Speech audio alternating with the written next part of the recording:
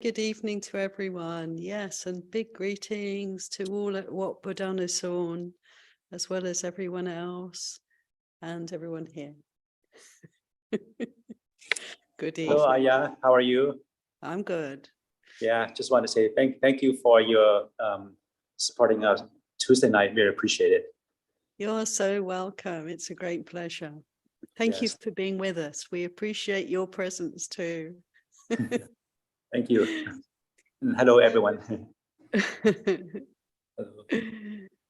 So we'll begin the evening as usual with some meditation time. And we're going to focus the evening, actually the whole evening, on the subject of Vedananupassana, feeling sensation, feeling feelings.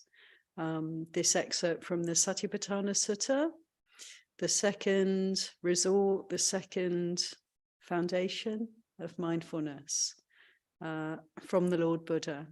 So this is an encouragement for us to really pay attention to this aspect of our experience, isn't it? So let's begin with some meditation, and then I will afterwards say a few words on this topic and leave some space at the end for discussion. So let's prepare ourselves for some time of meditation.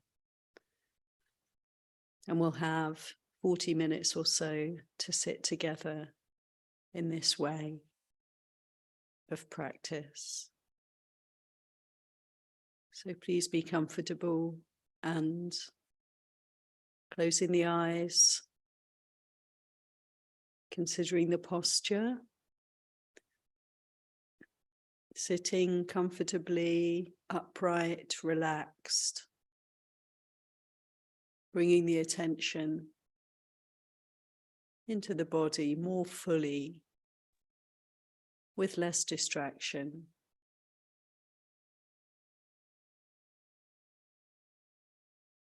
Feeling out how it is right now. We can say, how does it feel? What can be felt here? How do we know we have a body? What are the signals? What are the experiences of body for us right now?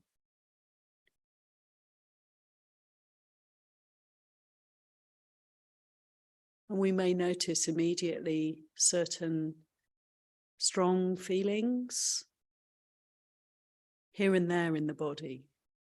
Perhaps one particular part of the body, or maybe more diffuse feelings here and there that are apparent, immediately apparent to us. Such as the pressure of the sitting bones, the butt on the seat. We can feel that quite easily. Or maybe if there's any kind of temperature issue, it's a little bit too cold or a little bit too hot, we can be aware of that. If we have a headache or a stiff shoulder, a sore knee, any part of the body that is uncomfortable, unpleasant feeling, can be very apparent for us.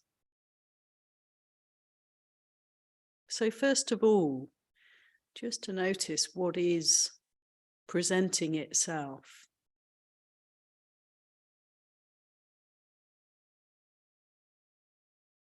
And then if we sort of cast the attention over the whole body, we can start to open up to a more diverse, isn't it, range of feeling. And it's good to do this, to move the attention around and through, inside and outside the body. right from the top of the head all the way through down to the feet. Some people like to, or quite naturally, find that the mind will very slowly move through part by part. A very slow scan of the body. And for others, it can be very quick. A sense of whole body awareness and a mind that moves swiftly through and around the body. Just see how it is for you. It's really helpful to open to the fullness of this experience with the pleasant, the unpleasant, and the neutral feelings. Every part of the body feels. There is sensation, there is activity, there is an experience there for us. Just see if we can investigate in this way, moving the attention around the body. So helpful to enable us to remain very present, very awake to this moment.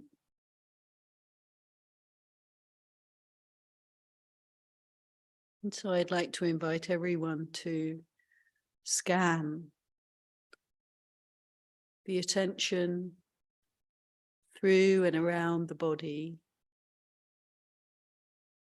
with a focus on these feelings, Vedana, sensations, pleasant, unpleasant, or neutral.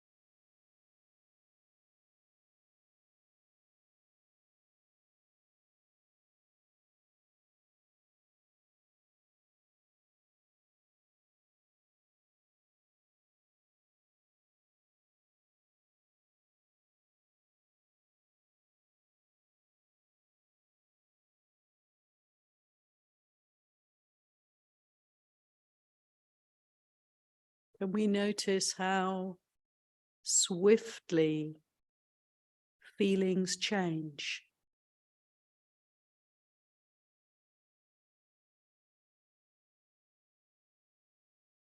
As we move the attention around the body, it's very apparent we're not lingering anywhere.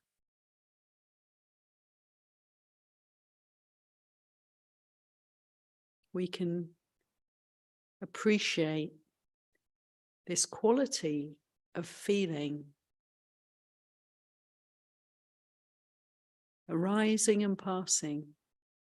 It's almost like flickering, or almost like a pins and needles coming and going effect.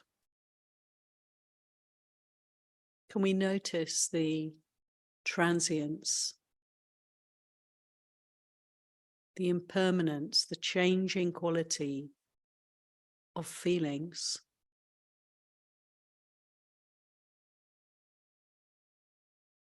Sometimes there's an intense quality, strong pressure, pain in certain parts of the body. Can we appreciate even here that flickering on and off, bubbling quality of change. There's a flow of feeling arising and passing very rapidly, even when feeling initially can seem very solid.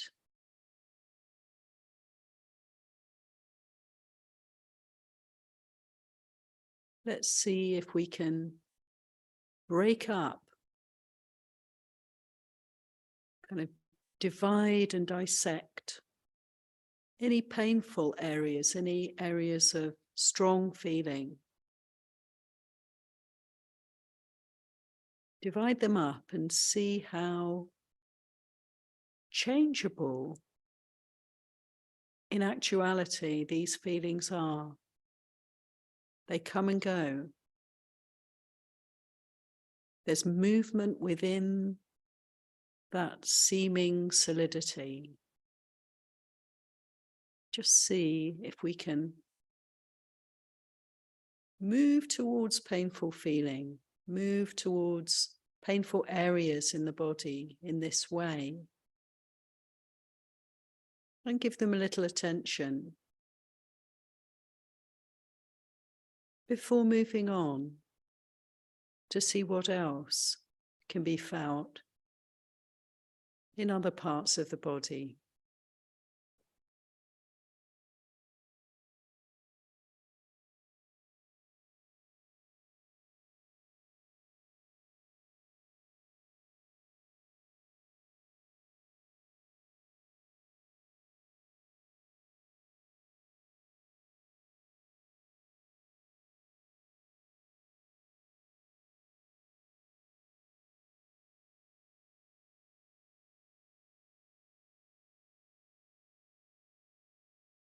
Sometimes it can be difficult to feel anything. There can be a sense of numbness or nothing happening in different areas.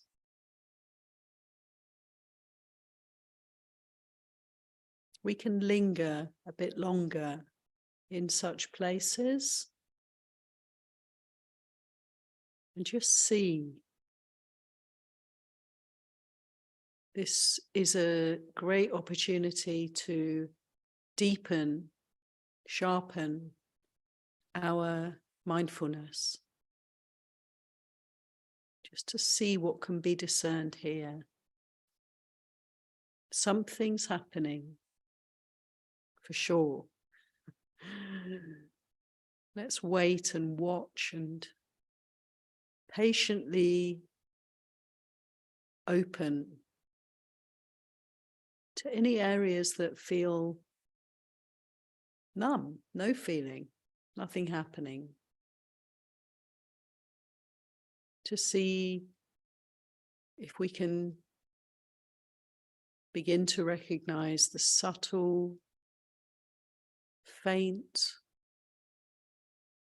neutral feelings in these areas.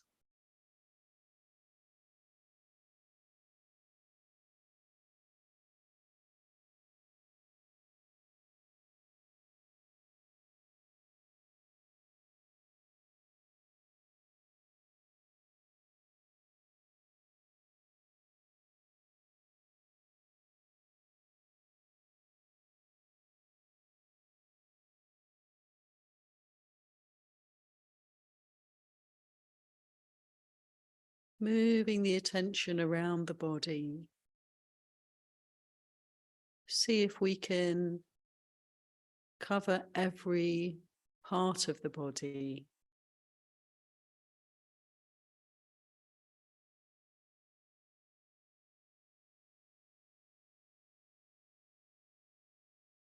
Starting to notice how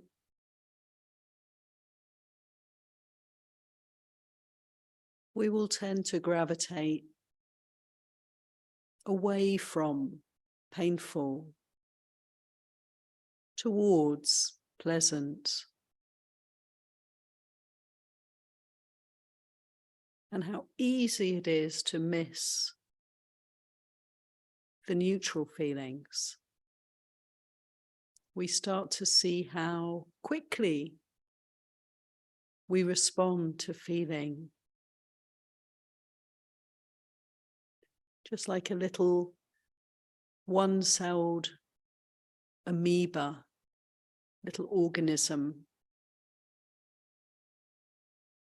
If you put something nourishing next to it, very quickly it will engulf that thing, embrace that thing and take it into itself.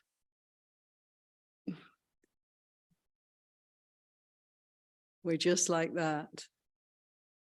When there's a pleasant feeling, there's this instant movement towards, interest in. And we can observe this, can't we, as we investigate this body. If there's any pleasant sensation anywhere, we like it. Just experience that movement towards.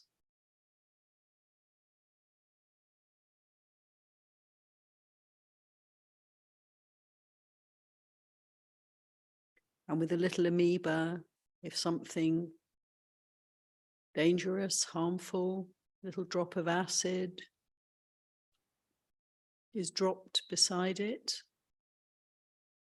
immediately it will constrict, move away,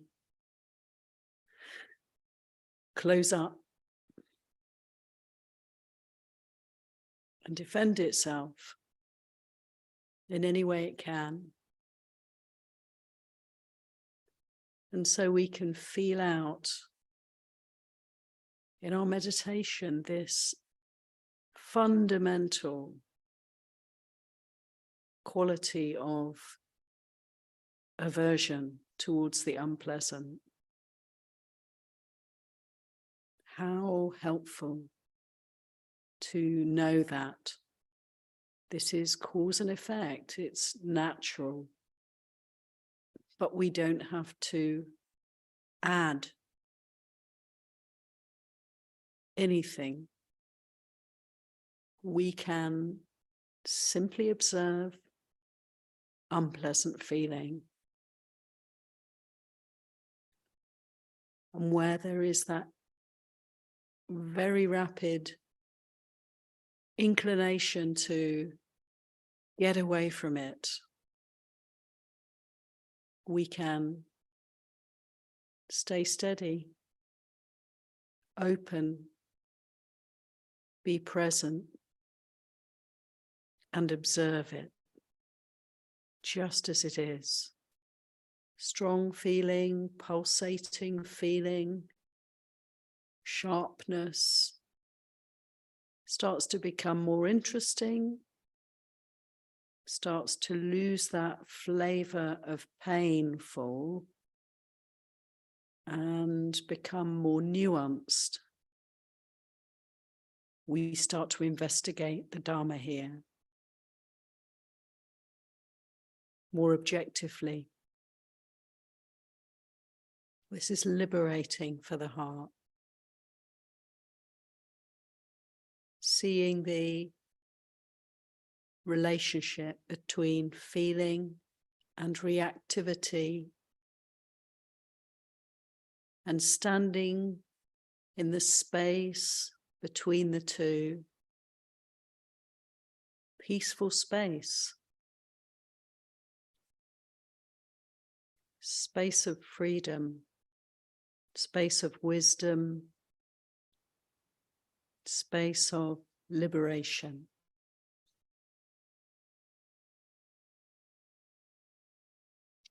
So we can continue to sit quietly, observing just feelings.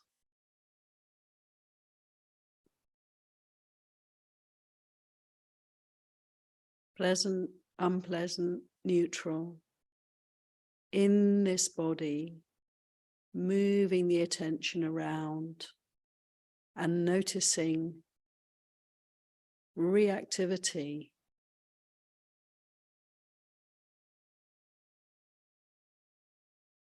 and moving into the space before reactivity kind of escalates. Staying steady, simply present with feeling.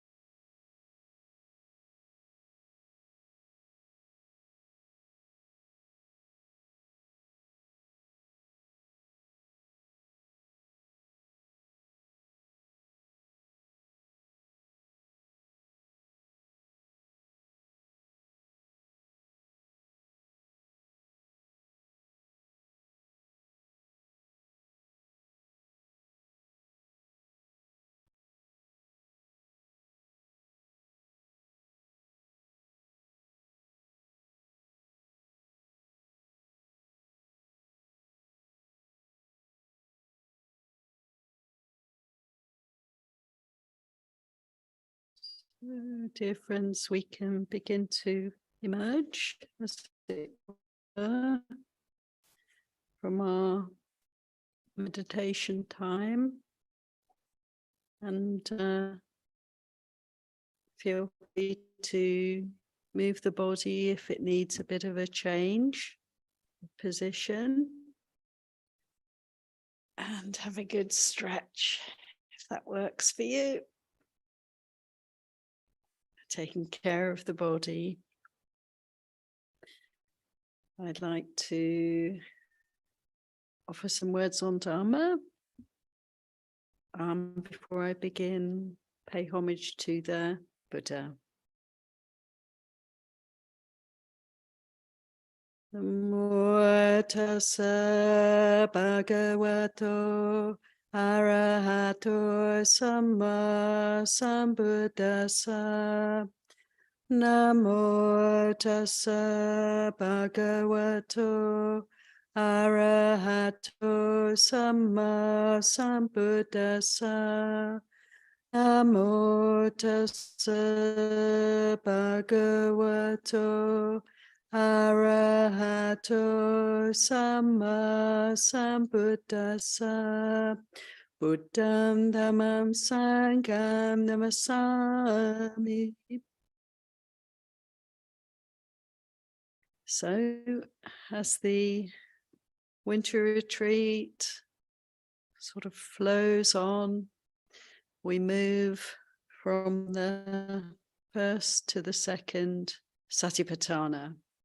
And this week and next week, we are exploring Vedananupassana, the insightful seeing, experiencing, opening to feeling. And what better can I do than read to you from the Satipatthana Sutta? And so that's what I'm going to do. The contemplating of feeling, the section on contemplation of feeling, the second Satipatthana, is actually really quite short.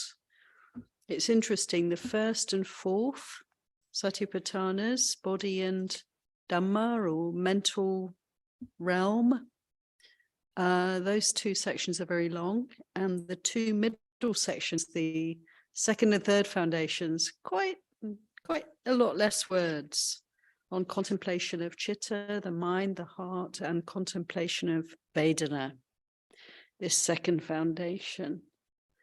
So every word is precious and worthy of consideration. So let me begin with this section on Vedananupassana. This is Bhikkhu Bodhi's translation. And as I'm reading, please relax and continue to meditate and see if these words can really be felt and experienced.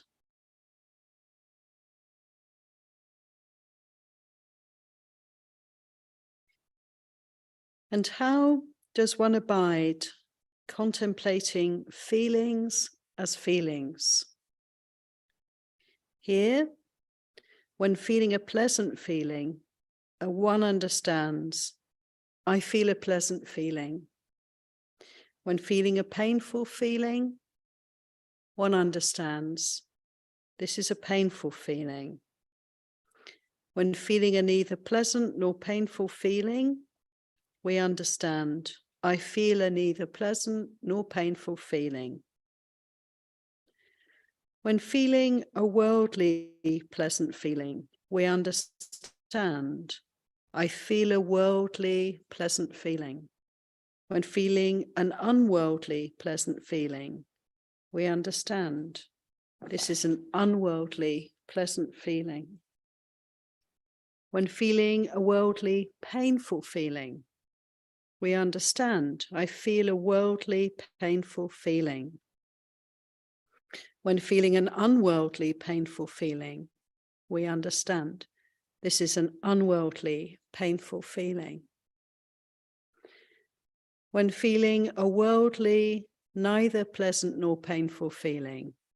We understand this is a worldly, neither pleasant nor painful feeling. And when feeling an unworldly, neither painful nor pleasant feeling, one understands, I feel an unworldly, neither painful nor pleasant feeling. So I'm going to pause here. We're already halfway through. Actually, this is the section on Vedana in full, and it's followed by the refrain, which follows every teaching in the Satipatthana. Each of these sections is really a meditation instruction for us. And this is our meditation instruction on feeling. And it's really amazing in its simplicity, isn't it? But also there's a very profound Dhamma here, which is this distinction that the Buddha is giving us to notice, the distinction between worldly and unworldly feelings. What does that mean? So we've, just meditated and we've been contemplating feeling, and we can see that, as the Buddha said, and as we know from our weeks, months, years of meditation practice, yes, we can say there are three kinds of feelings: pleasant, unpleasant, and neutral. We know we know the distinction between these, don't we? And we can feel the push and pull of them, of the painful and the pleasant.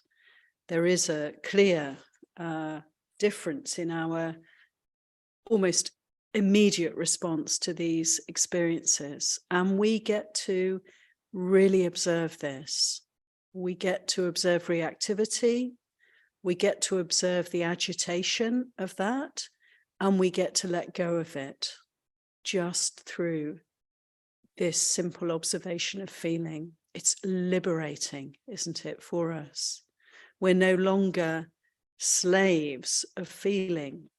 We are observers of feeling. Wisdom can arise.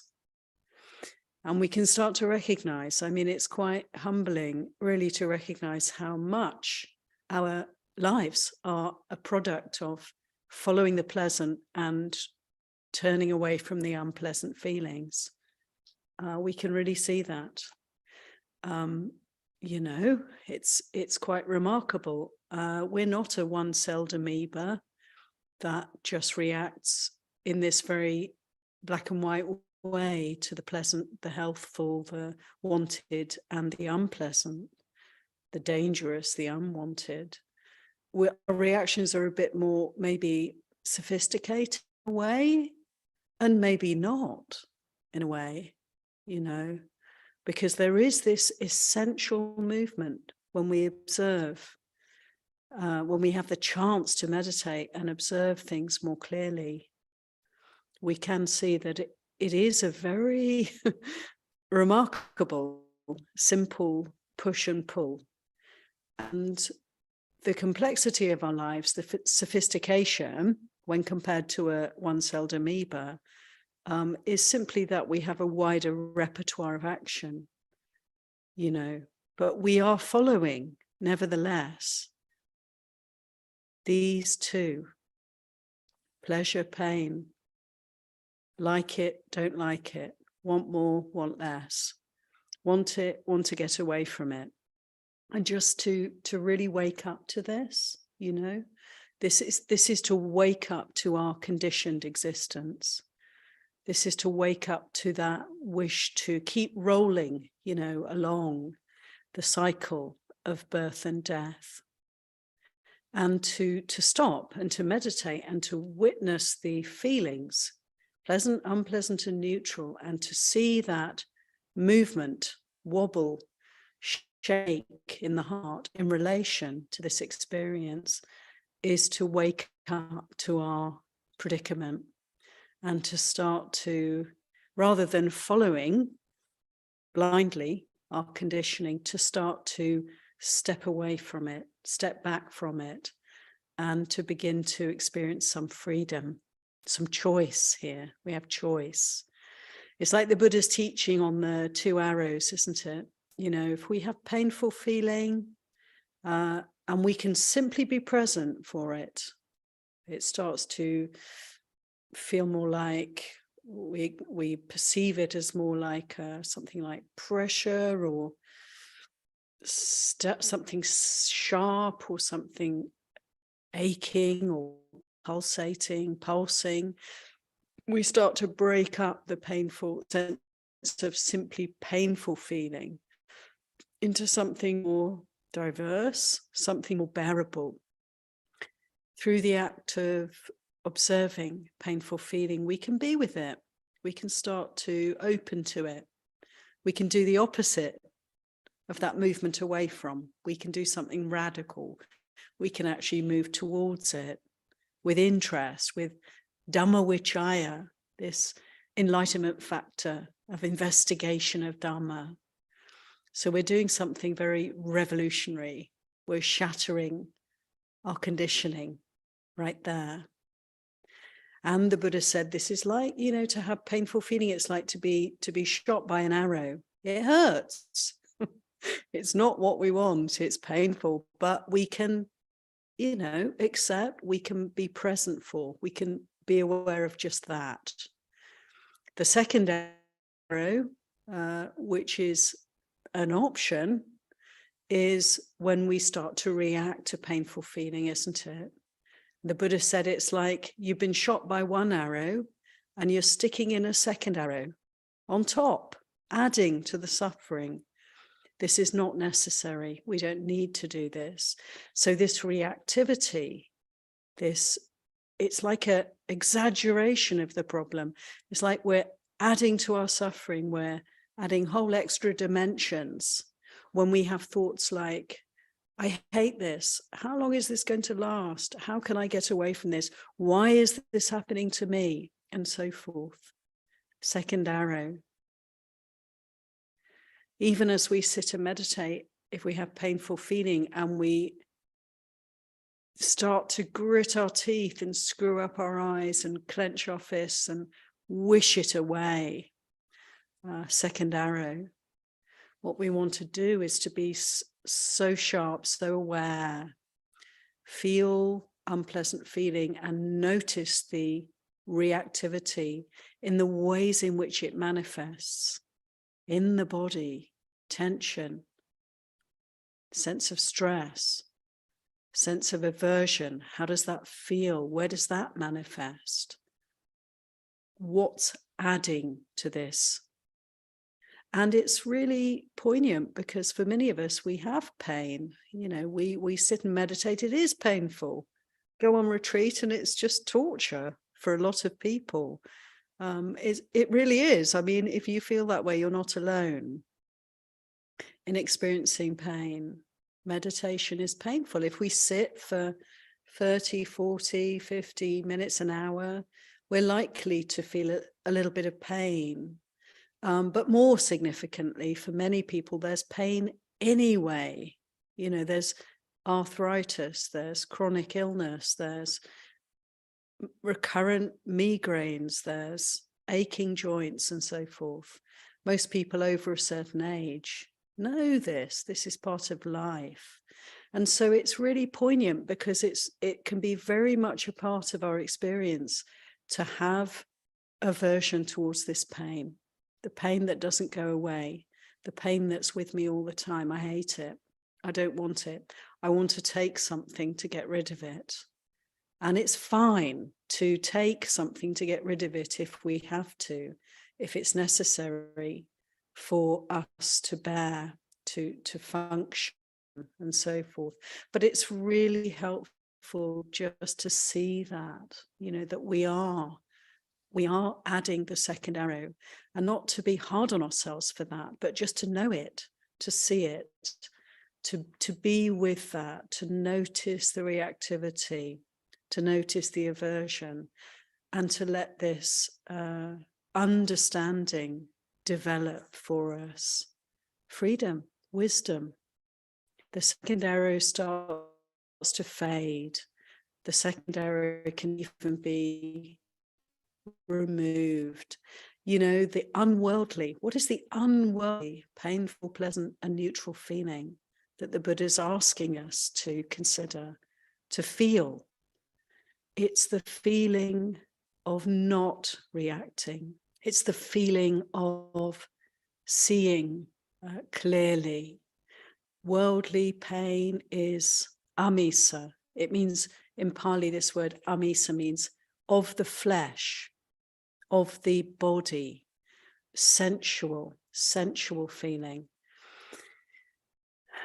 The simple, pleasant, painful, and neutral feelings of the body. Unworldly, pleasant, painful, neutral feelings we can experience when we wake up to this process. When we have pleasant feeling, we can notice the unworldly, pleasant feeling of not reacting, you know, not moving towards, not having a knee-jerk response to pleasant feeling, seeing that inclination to grasp and not grasping. This gives real joy. This gives real pleasant feeling for us, gives real happiness for us. We can see the unworldly, painful feelings. What is the unworldly, painful feeling? People experience suffering around their realization that slowly dawns on us when we practice, that we are tethered. You know, we're caught up. We're not able to let go sometimes. We see, as we deepen our practice, how we're on a journey here, and it's not easy to free the heart just like that. And we can have a painful feeling. It's a feeling of spiritual suffering, unworldly, painful feeling. When there's pleasant feeling in the body, we can actually feel pain if we wake up to this dilemma that pleasant feeling will overwhelm us at times and will follow sensual inclinations. Painful for us, unworldly, painful feeling, and so on. So the Buddha was really asking us to not just feel what we feel, but to notice the kind of ethical quality to the feeling, you know, worldly feeling and unworldly feeling. And we can only really experience unworldly feeling when we're present, when we're noticing the first arrow, the feeling itself, and then the almost instantaneous reactivity and the ability to stay steady, to feel what we feel without adding anything at all. I was a Goenka student, like probably many of us, and I learned through the Goenka technique, which focuses entirely on this second satipatthana. I learned to observe feeling, or as Goenkaji would call it, sensation in the body. And so spending many, many days just sitting and directing all the attention to feeling in the body. And his technique, as many of you will know, is one of, a bit like I was talking about in the guided meditation, of moving the attention through the body and keeping it moving so as to keep the focus, actually, and also to notice the change, the flow of feelings, so not to allow the mind to get really caught up in any particular area.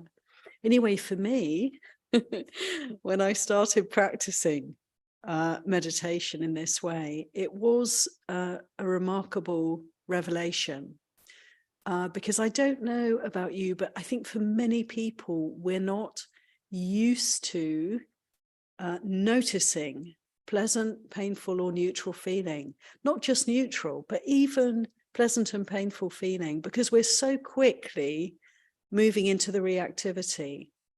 We don't catch the actual experience of simply feeling. And so to meditate is to begin to come back, as it were, isn't it? To come back to the source of our motivations. A lot of the momentum of our lives, as I was saying, is a result of feeling in the body. The Buddha said, didn't he, that all the strife and trouble, turmoil, all the wars in this world are due to desire. Desire for what? Pleasant feeling. It's really remarkable how we miss the cause and are caught up in the momentum, in the volitional, conditioned activity that all stems from pleasant, painful, and neutral feeling in the body. So, you know, to begin to meditate, I woke up to this body and that it was a sentient being, that it was a something that was alive, full of reactivity, full of feeling. And it was a remarkable revelation for me. It was like, oh my goodness. I remember coming away from my first Goenka course and I was just so amazed by this sudden aliveness of this body that I couldn't do anything else except continue to feel the feelings in the body. And I became a little bit unbalanced, actually. What I didn't realize at the time was how powerful the response to feeling is. And so what I was actually doing was delighting in pleasant sensations.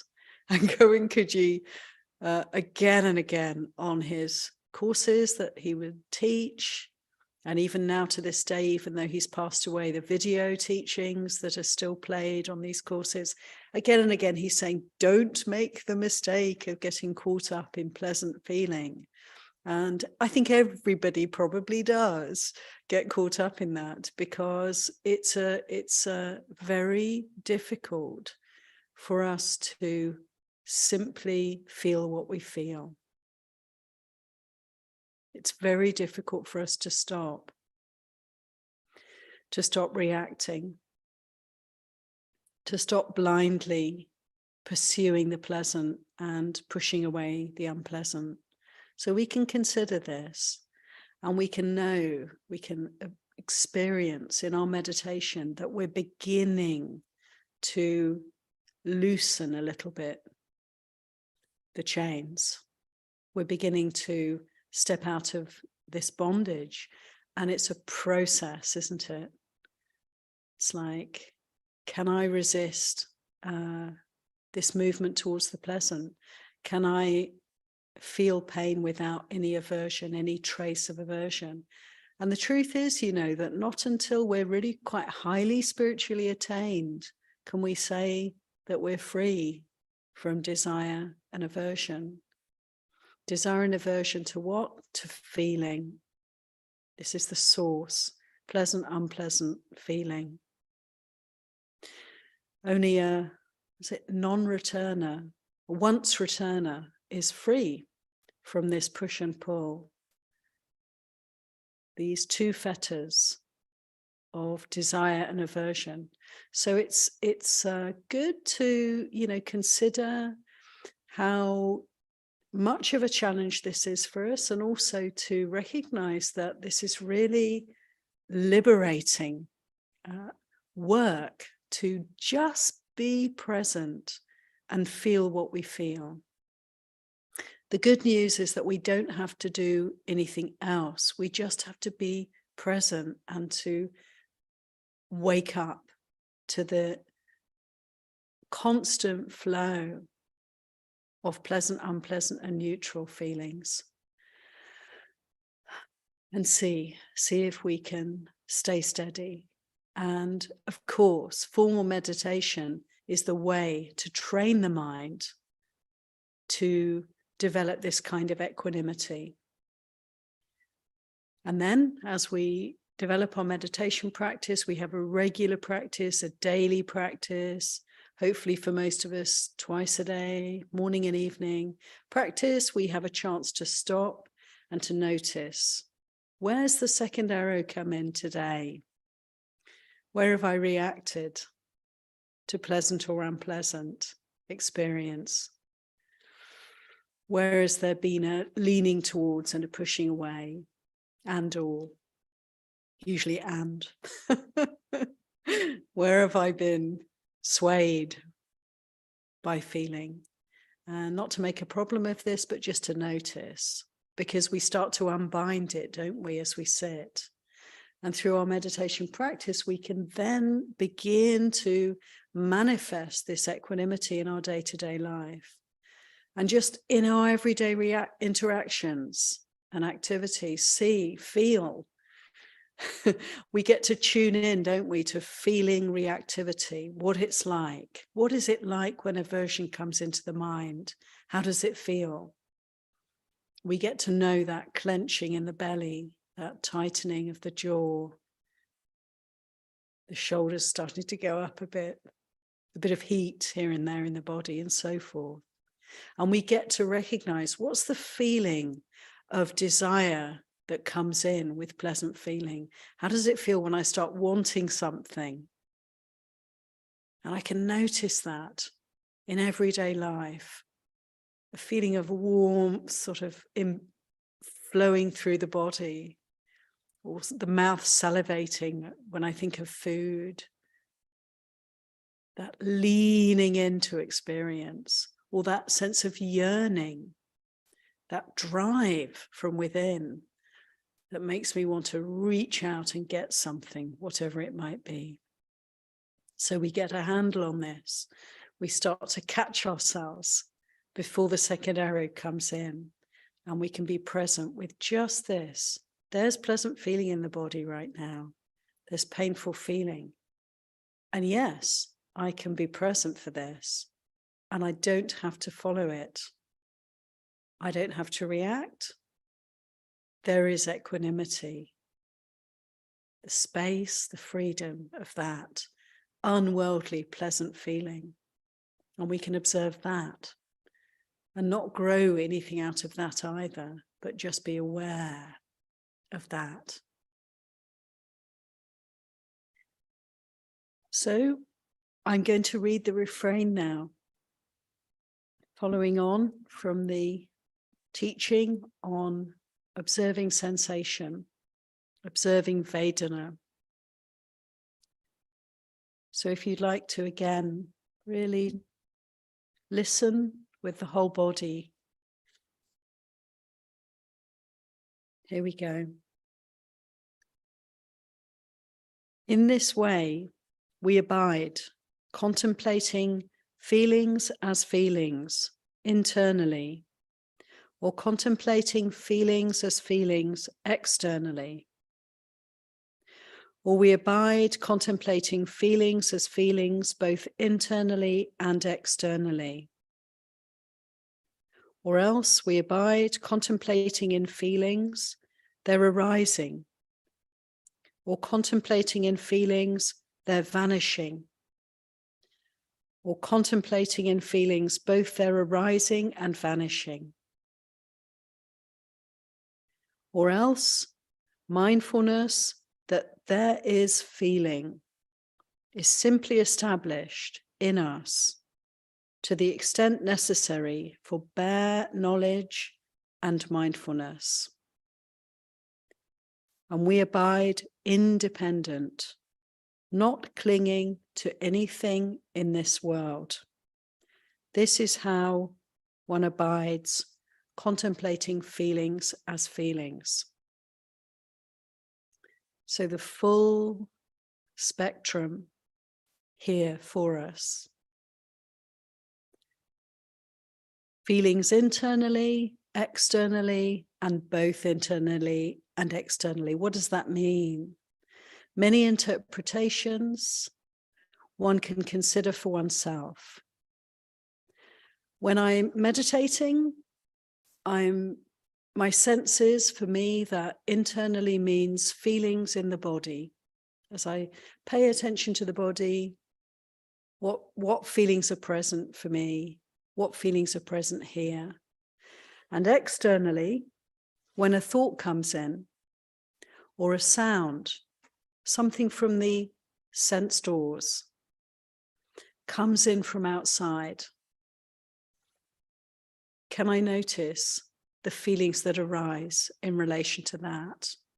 This is one way of considering for yourselves to see how one can kind of distinguish between bodily feeling, feeling of touch, feeling of the aliveness of the body, the feelings right here in the body, and that which comes in seemingly from outside, a sight, a sound, a smell, a taste, a touch, or a thought.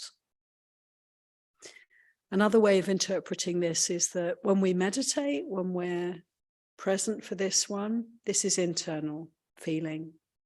And when we look around and we see other people and their reactions and their responses, we can gauge pretty well, maybe not always accurately, but whether they're experiencing pleasant or painful or neutral feelings, and we can observe that. We can notice that we are so similar. Feelings are shared. Everyone knows what is sorrow, what is pain, what is the first arrow of painful feeling, what is the second arrow of reactivity to that painful feeling. We can see that in others just as we can feel that in ourselves. It's not different. Our ability to observe and learn from others in this way is another interpretation of external feelings. But I think it's something that we can, allow to make sense for each one of us. How does it work for you? Can you consider the difference between internal and external and what that means for you, and how that can help us to develop our understanding, develop our experience of feeling?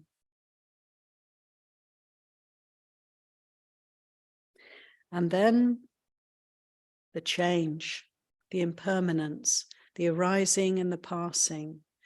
In every single contemplation the Buddha gives us in Satipatthana Sutta, this too is present for us.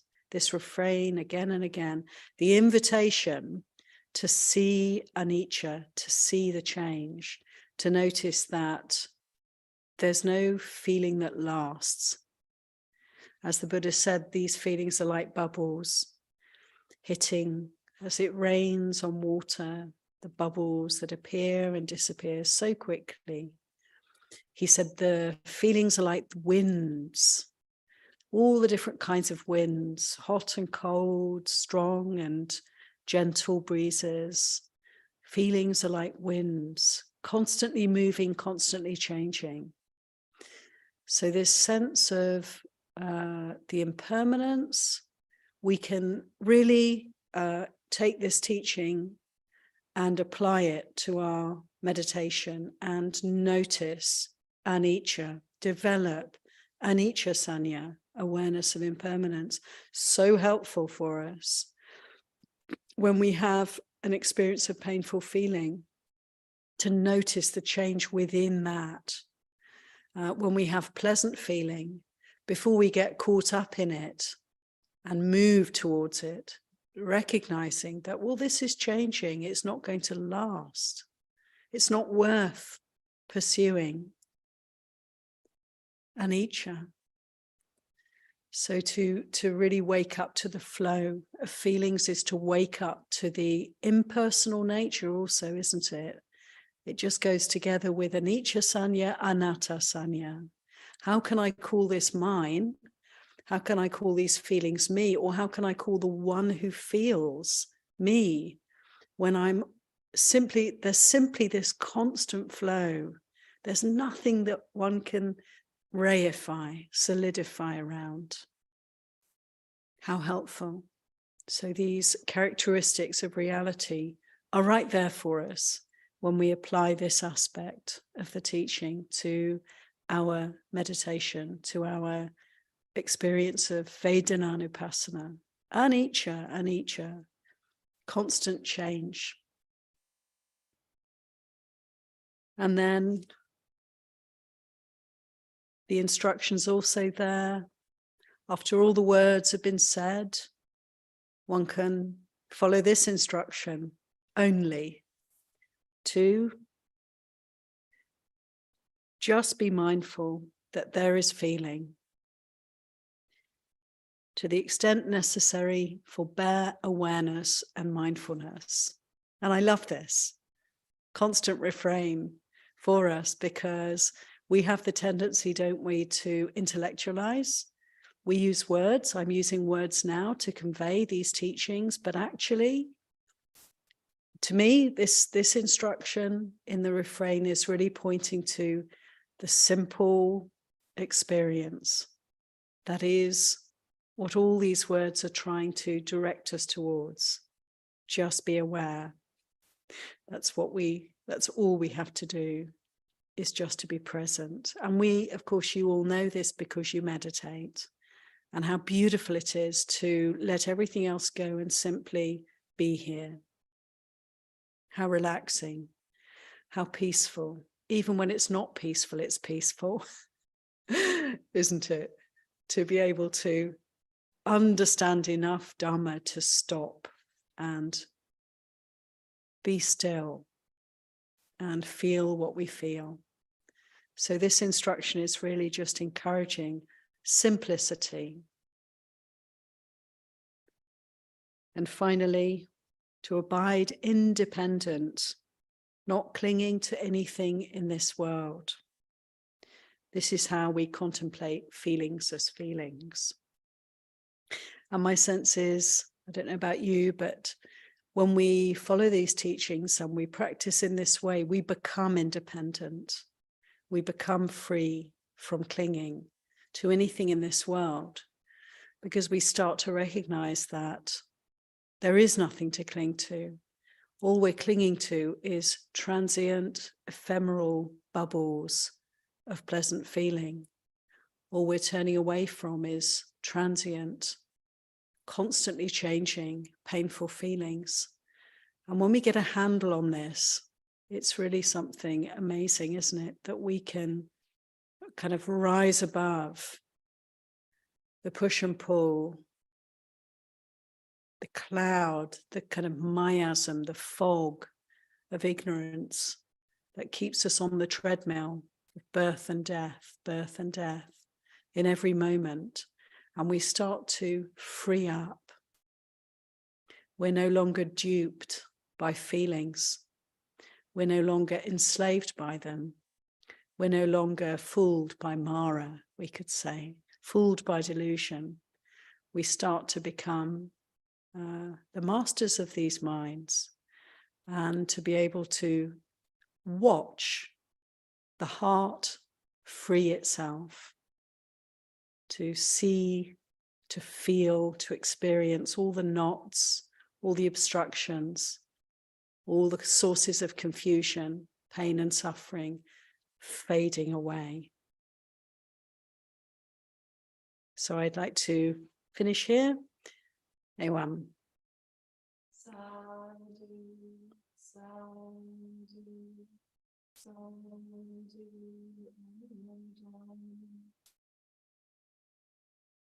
We have a little bit of time. I think I'll just end the live stream.